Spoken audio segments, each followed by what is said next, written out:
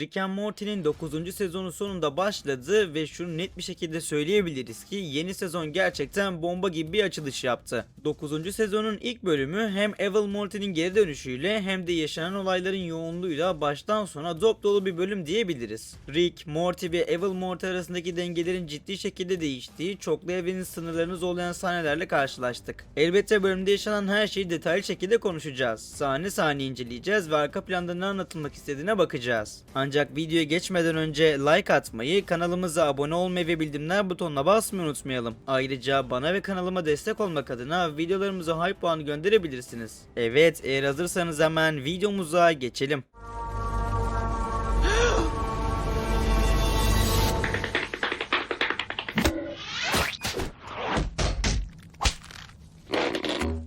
Dediğim gibi Rick and Morty yeni sezona öyle sıradan bir giriş yapmadı. Çünkü bu bölüm sadece aksiyon ya da komedi odaklı değildi. Aynı zamanda Rick, Morty ve Evil Morty arasındaki ilişkiyi tamamen değiştirebilecek kadar önemli detaylar içeriyordu. Özellikle Evil Morty'nin geri dönüşü uzun süredir bekleniyordu. Ve bölüm bunu sadece fan servisi olarak kullanmak yerine hikayenin merkezine yerleştiriyor. Bölümün başında Smith ailesi oldukça normal bir gün geçiriyormuş gibi görünüyor. Ancak Morty kısa süre içinde Rick'in gizli biriyle iletişim kurduğunu fark ediyor.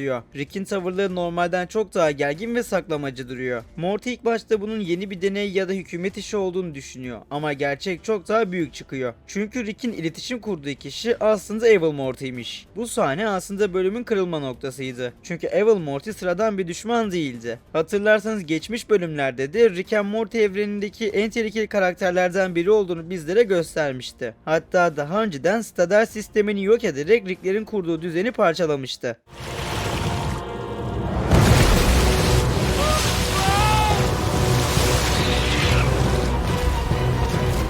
Yani bu karakter geri döndüğünde olayın boyutu direkt olarak multiversal seviyeye çıkıyor. Üstelik bölüm bize önemli bir detay daha veriyor. Evil Morty ve Rick aslında bu olaylardan önce de defalarca kez birlikte görev yapmışlar. Evil Morty'nin elindeki Omega cihazı yüzünden Rick buna mecbur kalmış durumda. Çünkü Evil Morty Rick'e cihazın ne kadar korkutucu olduğunu açık açık gösteriyor. Bu cihaz sayesinde Smith ailesinin yalnızca bir versiyonunu değil, tüm evrenlerdeki bütün varyasyonlarını tamamen silebileceğini söylüyor. Yani burada tehdit edilen şey tek bir aile değil, Multiverse boyunca var olan bütün Smith aileleri. Ve Rick'in ilk kez gerçekten köşeye sıkışmış gibi davranmasının nedeni de bu. Bildiğiniz gibi Rick çoğu zaman etrafındaki tehditleri umursamaz. Ama ailesinin tamamen varoluştan silinmesi ihtimali onu bile korkutuyor. Evil Morty de bunu bildiği için Rick'e kaba kuvvet uygulamıyor. Doğrudan psikolojik baskı kuruyor. Hatırlarsanız geçmiş sezonlarda Rick Prime'da aynı şeyi tüm evrenlerde yaşayan Diane versiyonlarını silmek için kullanmıştı. Bu sayede Rick'in hiçbir evrende karısı hayatta değildi ve bu durum Rick'i psikolojik olarak mahvetmişti.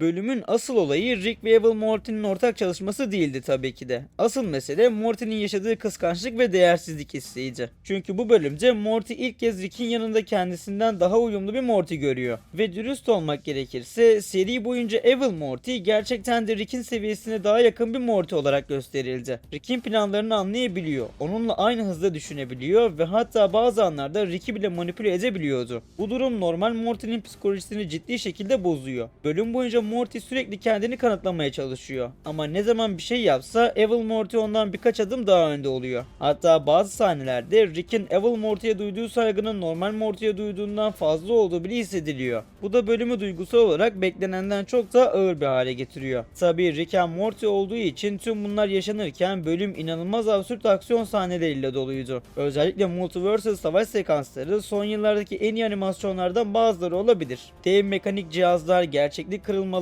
portal kombinasyonları ve anime göndermeleri bölümün temposunu sürekli yukarıda tutuyor. Ama bana kalırsa bölümün en büyük olaylarından biri Rick ve Evil Morty'nin ortak düşmanları olan kolektife karşı birlikte savaşmaları oldu. Kolektif dediğimiz bu karakter aslında evrenler arası düzeni kontrol etmeye çalışan kozmik seviyede bir yapı gibi gösterilmiş. Ve tasarım olarak dikkatli bakınca Marvel'daki The Living Triangle karakterine ciddi şekilde benzediğini fark etmek mümkün. Özellikle devasa kozmik görünümü, evrensel dengeyi temsil eden tavırları ve çoklu evren düzeni mantığı resmen Living Triangle havasını veriyor. Açıkçası bölümün bu sahnesini izlediğimde Rick and Morty her zamanki gibi Marvel'ın kozmik varlıklarıyla dalga geçiyormuş gibi hissettim. Bu buna kalkışıyor olmanız muazzam bir şey. Sizi emmekten onur duyuyorum. İlginç olan şey ise Rick ve Evil Morty'nin burada inanılmaz uyumlu çalışması olmuş. Çünkü ikisi birlikte hareket ettiğinde resmen durdurulmaz bir ikiliye dönüşüyorlar. Rick çılgın bilimsel zekayı temsil ederken Evil Morty de stratejik ve soğukkanlı davranıyor. Rick anlık çözümler üretirken Evil Morty birkaç hamle sonrasını düşünüyor. Ve bölüm aslında burada çok korkutucu bir fikir ortaya atıyor. Rick tek başına tehlikeli ise Rick'le tamamen uyumlu çalışan bir Morty çok daha büyük bir tehdit olabilir. Hemfikir miyiz? Evet.